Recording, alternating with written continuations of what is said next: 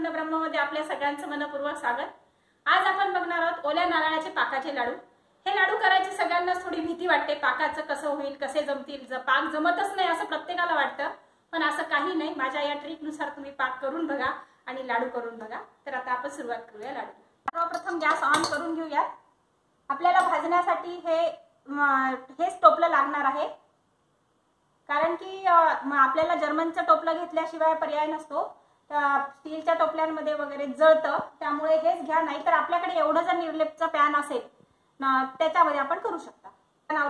Available आहे, त्यामुळे मी हेच वापरते। आता सर्वप्रथम आपण तूप टाकून घेऊ। तूप पहिले थोडं लागतच घ्यायचंय, कारण आपण नंतर साय घालणार आहोत त्याच्यामुळे, आणि खोबऱ्याचे पण तेल सुटतच।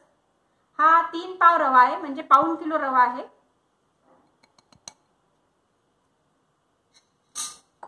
आता आपण मीडियम गॅसवर हा रवा जास्त लाल भाजणार नाहीये, थोडा बदामी कलर आल्यानंतर सोडून देणार आहे, मग पुढची प्रोसिजर करणार आहे आपण।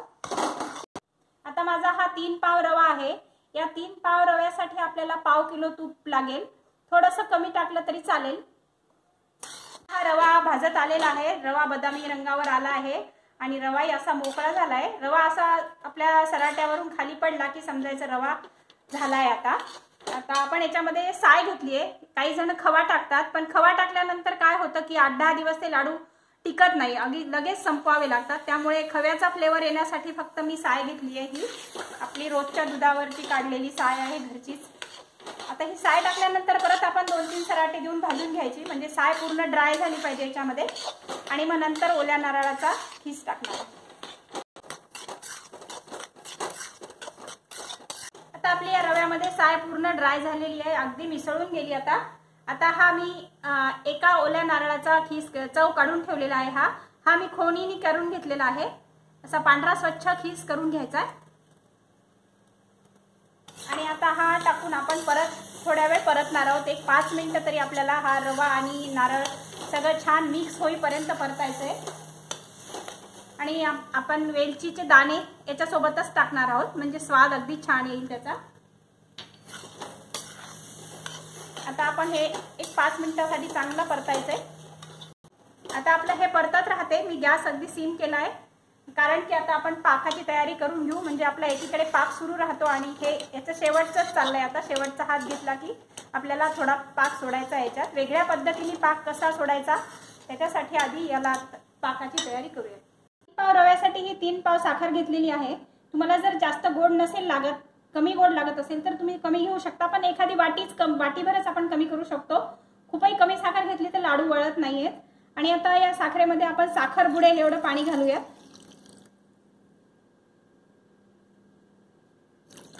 या प्रकारे एवढं पाणी, छान साखर बुडल्यानंतर पाणी टाकणं बंद करायचंय। आणि आता गॅसवर ठेवूयात आणि पाकाची सुरुवात करूयात। गॅस सिम ठेवायचा आणि एकीकडे आपलं हे भाजणे चालूच ठेवायचं सिमवर। आता हे आपला रवा सुद्धा बदामी कलरवर खूप छान भाजून झालाय। ओलं नारळ आणि साय याचा जो सुगंध आपल्याला येतो, आपल्याला भाजताना अगदी सुंदर सुगंध येतो। असा सुगंध आल्यानंतर आपण समजायचं की आपलं हे सगळं प्रमाण छान भाजले गेलेलं आहे। पूर्ण रवा भाजून घ्यायला आपल्याला 20 ते 25 मिनिटं मीडियम फ्लेमवर अगदी आरामात लागतात। 3 पाव रव्यासाठी 20-25 मिनिटाचा वेळ लागतो। आपला हा रवा अगदी पूर्णपणे बदामी रंगावर छान भाजून झालेला आहे। तर आपण आता हे काजू बदाम मिक्स करून घेऊयात आणि गॅस बंद करूयात। हे याच्यासोबतच मिक्स करायचे काजू बदाम, कारण की सगळ्या एका लाडूपर्यंत मग छान पोहोचतील ते, कारण पाक टाकल्यानंतर मग ते घट्ट होतं तर सगळ्या लाडूपर्यंत पोहोचायला त्रास होतो। त्यामुळे आधीच टाकून छान मिक्स करून घ्यायचं आणि गॅस बंद करून घ्यायचा।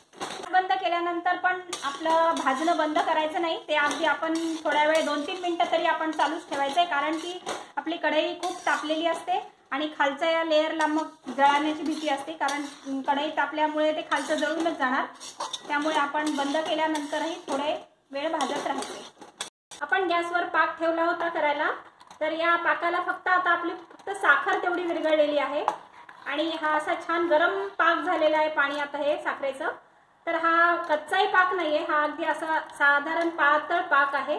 तर हा पाक आपण अर्धा पाक या लाडूच्या मिश्रणामध्ये टाकणार आहे।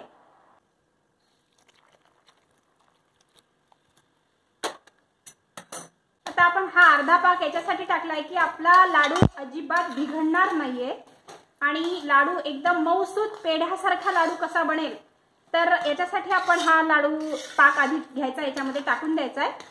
आता हा रवा इतका छान पाक पिऊन घेतो आणि रवा नरमसूत रवा तयार होतो आणि नंतर हा जो राहिलेला पाक आहे आपला, तर आता हा पाक आपण अगदी गोळीबंद पाक करून परत याच्यात सोडणार आहे।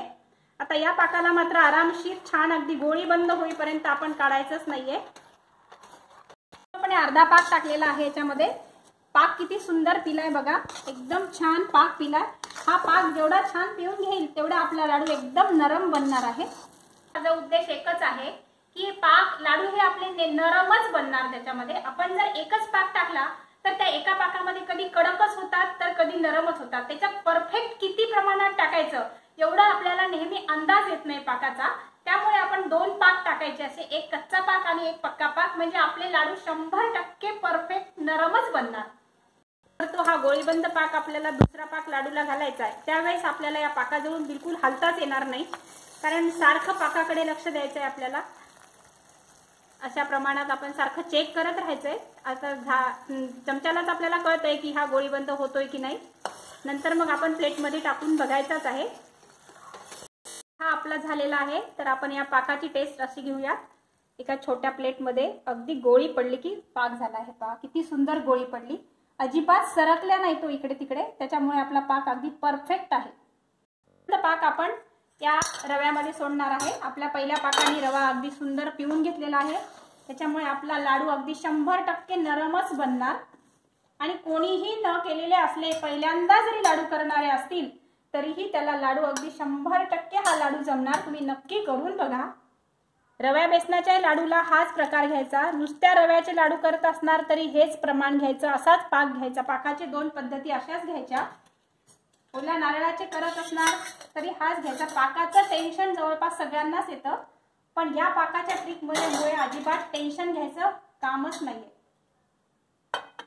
आता आपण हा पाक छान लाडू मध्ये मिक्स करून घेऊया।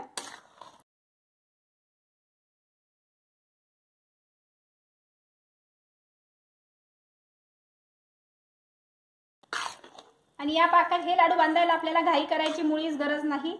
आता आपण रात्री जरी भाजला आणि उद्या सकाळी बांधूयात म्हटलं तरी चालेल। बिलकुल हे प्रमाण जेवढ्याला तेवढं अगदी परफेक्ट राहतं।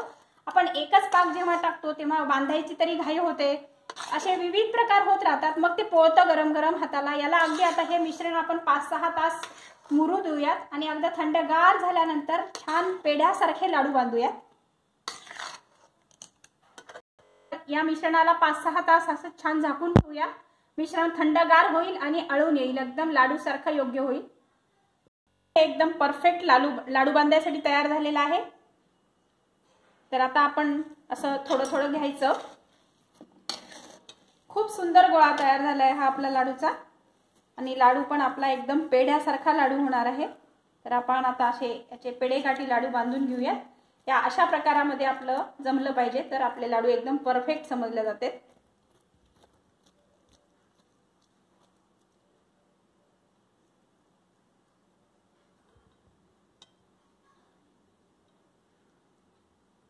हा लाडू असा एकदम तुटल्यानंतर एकदम पेढ्यासारखा, खाली काही न गळता एकदम सुंदर लाडू तयार झालेला आहे। अशा प्रकारे आपले हे नारळी पाकाचे लाडू तयार आहेत।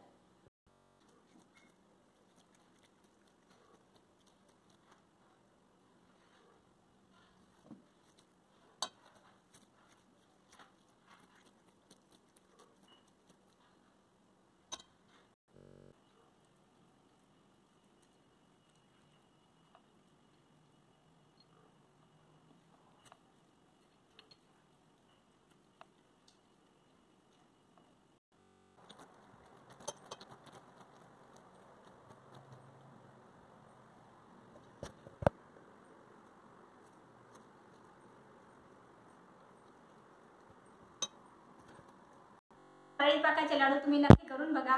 तुमचे कसे झाले ते मला कळवा आणि नेहमीप्रमाणे लाईक, शेअर, कमेंट आणि सबस्क्राइब करायला मुळीच विसरू नका। धन्यवाद।